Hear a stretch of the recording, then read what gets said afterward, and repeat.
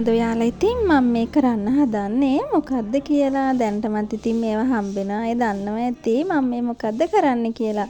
ඔව් ඉතින් මං ගිය වීඩියෝස් වල පොරොන්දු වෙලා තියෙනවනේ. ඒ පොරොන්දු වුණ විදිහටම මේ සැරෙත් මම මේ ෆ්ලවර් සීඩ්ස් ටිකක් යවන්න තමයි හදන්නේ ටික දෙනෙක්ට. ඉතින් මං ගිය සතිවල ගොඩාක් අයට යැව්වා. ඉතින් තව ටික දෙනෙක් මගෙන් ඉල්ලලා තියෙනවා යාළුවට ෆ්ලවර් සීඩ්ස් මේ වගේ පැක් කරන ගමන් තමයි මම මේ ඉන්නේ. මල් හදන මල් වගා කරන ඕන කෙනෙක් දන්නවා මේ මල් බීජ කඩෙන් ගන්න ගියාම තියෙන ගණන් කොහොමද කියලා. ඉතින් මම මේ මල් බීජ වලට යාළගෙන් රුපියලක්වත් ගන්නෑ. ඉතින් මං හරිම ආසාවෙන් කැමැත්තෙන් තමයි මේ දේ කරන්නේ. මං ඉතින් මෙහෙම වෙන් කරලා ලියලා යවන්නත් ඕන කියලා හිතුවේ. යාළුවට පුළුවන් නේ එතකොට වෙන වෙනම තවන් දාගන්න දාස් පෙතියා පොකුරු අට පෙතියා ඒක රෙඩ් කලර් ලස්සන මල් හැදෙන බීජ ටිකක් තියෙනවා. ඒක මම වෙන වෙනම මෙහෙම ලියලා යවුවා. ඒතකොට එයාටත් පහසුයිනේ. ගන්න කෙනෙක්ටත් පහසුයි. එයා ඒක බලලා වෙනම තවන් දාගන්න පුළුවන් මේකේ බීජ ටික මේකේ බීජ ටික කියලා. ඉතින් ඒ නිසා තමයි මම එහෙම ලියලා යවුවේ. මම ඉතින් වැඩ ගොඩාක් අස්සේ තමයි මේ දේවල් කරන්නේ. සමහර අය ඉල්ලලා සති ගණන් කියන්නේ සතියක් දෙකක් පහු වෙලා තියෙන්නත් පුළුවන්. ඉතින් ඔයාලා තරහ වෙන්න එපා. මොකද මම වැඩ ගොඩාක් අස්සේ තමයි මේ ඔයාලා වෙනුවෙන්ම ඒ විදිහට පැක් කරලා එවන්නේ. මොකද මං දන්නවා මල් හදන කෙනෙක්ගේ තියෙන සතුට ඒ වගේ දෙයක් ලැබුණාම කොහොමද කියලා. මම දැන් මේ කරන්න හදන්නේ මම මල් පෝච්චි දෙකක් ගෙනාවා මේ හැං කරන. ඉතින් ඒ ටිකට මේ හැං දාන ගමන් තමයි ඉන්නේ. එල්ල ගන්න හදන්නේ මේ රතු පාට තියෙනවනේ පොඩි රෝස මලක් වගේ. ඒක නම මට මතක නෑ. ඉතින් ඒකෙන් දෙකක් හදලා මට හිතුණා දෙපැත්තේ ටිකක් ලොකු වෙන තියලා එල්ලන්න ඕන කියලා. ඉතින් ඒකට තමයි මම මේ සෙට් කර ඉන්නේ. ඉතින් මෙන්න මේ කපුරු පැලෙත් ගෙනල්ලා දැන් සති 3ක් 4ක් වගේ වෙනවා. ඉතින් ඒකෙත් ලස්සනට මේ විදිහට චූටි පැල හැදිලා මේ විදිහට මල් එන්න පොකුරු හැදිලා ලස්සනට තියෙනවා. මෙන්න මේක තමයි මං හැං කරගන්න හදන්නේ. මෙන්න මේවල දාලා මෙන්න මේ විදිහට මගේ කහපාට කපුරු පැලෙත් දැන් මල් ඉවර වෙලා තියෙන්නේ. මං ඒ ටික කපලා දැම්මා. දැන් චූටි මල් පොහොට්ටු ඇවිල්ලා තියෙනවා මල් හැදෙන්න.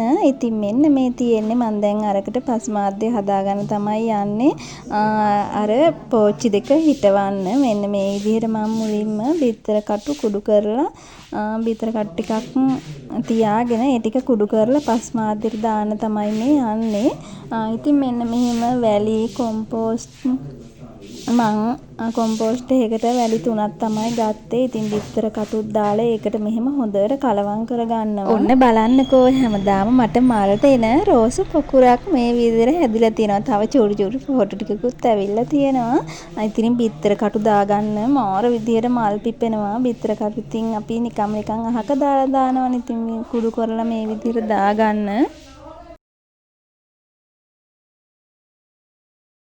හරි දැන් මෙන්න මේක තමයි මං හිතවගෙන යන බලන්නකෝ. ඒකේ ලස්සන මේ අවුව වැටෙන තිබ්බහමත් මේකේ කොළ පාට වෙලා තිබ්බ කොළ ටික ඔක්කොම රතු පාට වෙනවා. ඔයාලා ළඟ මේ වගේ මල් පැලයක් තියෙනවා නම් අවුවෙන් තියලා තියන්න. ඇත්තට මේක ලස්සනටම කොළ පාට වෙලා තියෙන කොළ ටික ලස්සන රතු පාටකට හැදෙනවා. ඉතින් මම දැන් හදන්නේ මේකේ මේ මල් කිනිති ටිකක් කඩාගෙන මේ පෝච්චි වල හිටව ගන්න.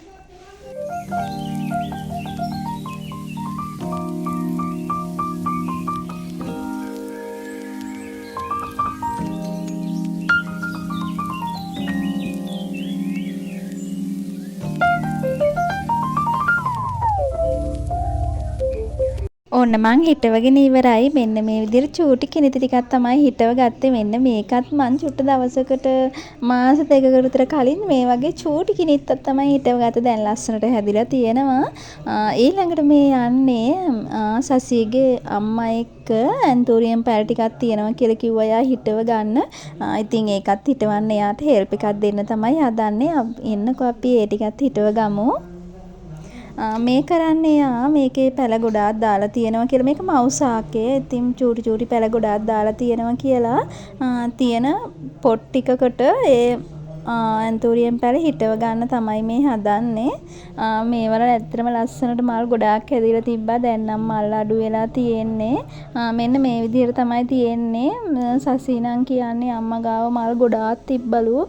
ඉස්සර එයා හදලා දැන් ඉතින් යාළුවාට සාත්තු කරන්න එහෙම වෙලාවක් ටයිම් එකක් මදි නිසා දැන් ගොඩාක් මල් අඩුයි කියලා තමයි කියන්නේ. මේ බලන්නකො මේ රෝස මල් ටික මාර ලස්සනට තියෙනවා. ඉතින් මෙන්න මේවා සෙල් කරන්න තිබ්බ දැන් නම් ඉවරයි. මං ආයිම ඔයාලට හැදුවාම වීඩියෝ එකක් අරන් එන්නම්. දැන් ටිකක් හැදෙන්න හිටව ගන්න ඕන ආයි අලුතින්. ඔන්න අම්මා මුලින්ම ඕන පස්මාද්දේ හදාගෙන ඉවරයි. දැන් ඉතින් මේ පැල ටික හිටවන්න තමයි හදන්නේ. එයා ගෙදර තිබ්බ පොල්ලෙල් ටිකත් කපලා මේ ගානට පොඩියට කපලා අරන් තියෙන්නේ. පෝච්චි වලට දාන්න. ඉතින් බලමුකෝ අපි ඒ ටික හිටව ගන්නේ කොහොමද කියලා. මමත් ආවෙ ඉතින් හෙල්ප් එකක් දෙන්න.